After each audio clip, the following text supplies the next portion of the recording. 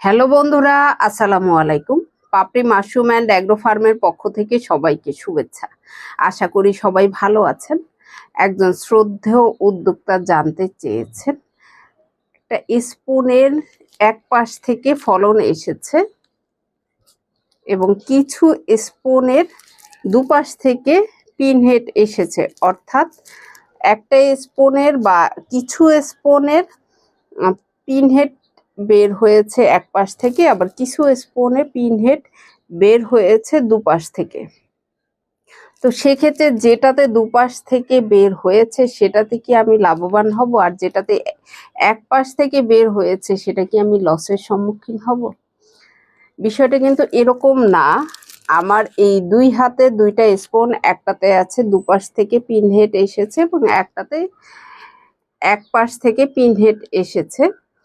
মাশরুমের যতটুকু উৎপাদন দেয়ার, সেটা এক পাশ থেকে হোক অথবা দুপাশ থেকে হোক, আপনাকে ওর পর্যাপ্ত পরিমাণ ফলন দিবে যদি আপনি সঠিকভাবে পানি স্প্রে করে থাকেন, সঠিকভাবে যত্ন নিয়ে থাকেন।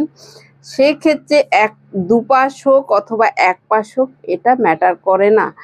ওর ইচ্ছে মতো এক পাশে হোক অথবা দুপাশে হোক বের হতে পারে, কিন্তু যতখানি দেবার ততখানি দিয়ে যাবে, এক পাশ হোক অথবা দুপাশ হোক। এতে আপনার ভয়ের কোনো কারণ নেই।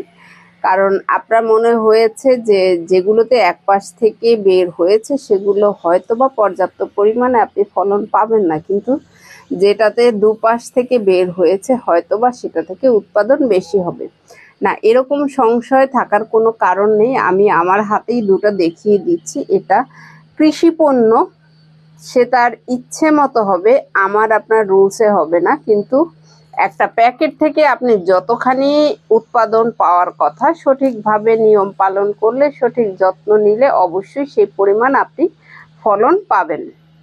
এবং ময়শ্চারাইজার যদি ব্যালেন্স করে ওজন ঠিক রাখতে পারেন, সেক্ষেত্রে আপনার লসের কোনো সম্মুখীন হবেন না।